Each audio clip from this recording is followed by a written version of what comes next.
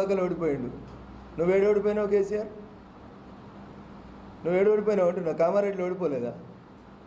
ఆ మాత్రం కూడా లేదా? నాకు మాట్లాడడం రాదా?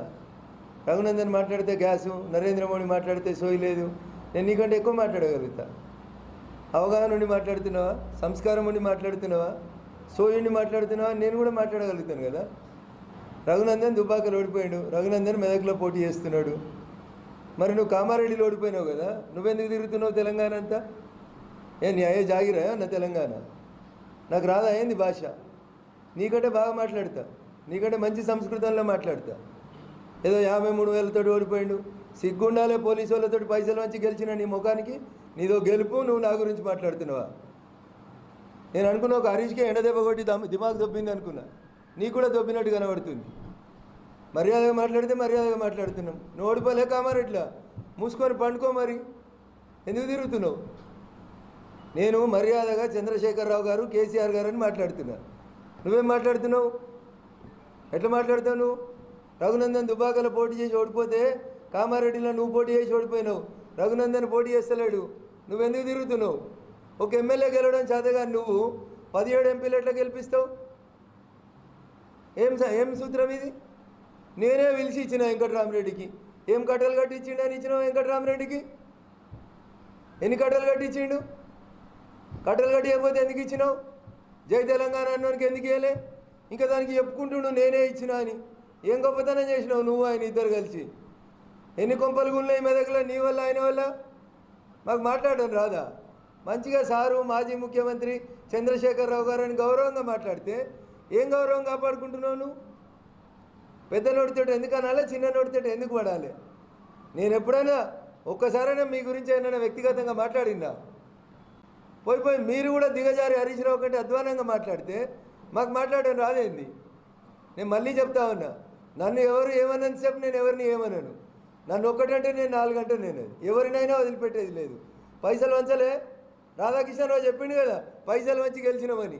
రాజపుష్పకేలు పోయి పైసలు వంచినామని చెప్పిండు కదా. చేతనైతే ఆయన క్యాండిడేచర్కి ఇవ్వకుండా ఉండాలి. నువ్వు ముఖ్యమంత్రి చేసినావు కదా 10 ఏళ్ళు. ఆయనతోటి పైసలు పంపించుకొని, ఆయన బినామీగా పెట్టుకొని, ఆయనతోటి భూములు కొనిపించుకొని నా నోట్లే నోరు ఎందుకు పెడతారు మీరు? దుబ్బాకలంటే ఆయన కొడితే నేను ఓడిపోయినట్ట. మరి నేను కొట్టినాడు ఆడవన్నావు నువ్వు ముఖ్యమంత్రిగా ఉండి? నేను కొట్టలే నువ్వు ముఖ్యమంత్రిగా ఉన్నప్పుడు? దుబ్బాక బై ఎలక్షన్లో నిన్ను నీ అల్లుని కొట్టలే? పైసలు వంచి పోలీసు వాళ్ళని పెట్టి కేసులు పెట్టి చిల్లర రాజకీయం చేసి తెలంగాణ రాజకీయాల్ని దిగజార్చింది ఎవరంటే చంద్రశేఖరరావు అనే మీరు. ఇప్పటికి కూడా ఇంకా నేను సంస్కారవంతుని కాబట్టి మీరు అని మాట్లాడుతున్నా, నువ్వు అంటలేను. నేను అర్థం చేసుకోవాలి. మీరు ఏం చెప్పారు? మీరు మమ్మల్ని అందరినీ జై తెలంగాణ అనిపించినప్పుడు నేను నా ముసలిది తప్ప ఎవరం ఉండమో అన్నారు. ఇలా కేటీఆర్ ఎడికేలు వచ్చిండు, కవిత ఎడికేలు వచ్చింది, హరీష్ రావు గారు ఎడికేలు వచ్చిర్రు. మాలాంటి వాళ్ళు అందరి జీవితాల్ని నాశనం చేసినావు కదా. ఈ సిద్దిపేట జిల్లాలో 100 మంది జీవితాల్ని నాశనం చేసిన నువ్వు నేనే పిలిచి వెంకటరామరెడ్డికి ఇచ్చిన. ఏం పడగొట్టిండు 3 ఏళ్ల కొలు నీ వెంకటరామరెడ్డి అని ఎమ్మెల్సీ? నువ్వు అధికారంలో ఉన్నావు కదా ముఖ్యమంత్రిగా. ఎన్నడన్నా ఒక్కరోజు వచ్చి వెంకటరామరెడ్డి మెదక్ జిల్లా సమస్యల మీద నీతో చర్చించిండా? ఒక్క సమస్య పరిష్కరించిరా నువ్వు వెంకటరామరెడ్డి కలిసి? R&R కాలనీకి ఒక్కసారి వెంకటరామరెడ్డి వచ్చిండా?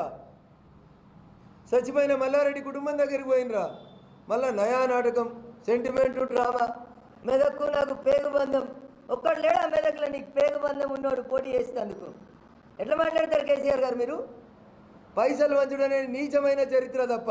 ఇవాళ కూడా చెప్తున్నా నీకు, ఎల్లుండి సిద్దిపేట కొత్తవు కదా, రా వెంకటేశ్వర్ల గుడికోదాం. నువ్వు మీ అల్లుడు నీ ప్రభాకర్ రెడ్డి మీరు ముగ్గురు రండి, నేను వస్తా.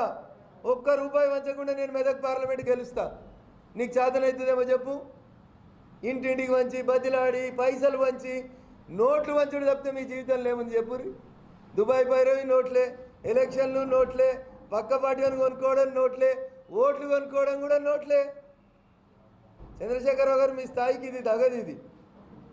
అందుకని దయచేసి మాట్లాడేటప్పుడు సంస్కారవంతంగా మాట్లాడాలని నేను మాజీ ముఖ్యమంత్రి చంద్రశేఖరరావు గారికి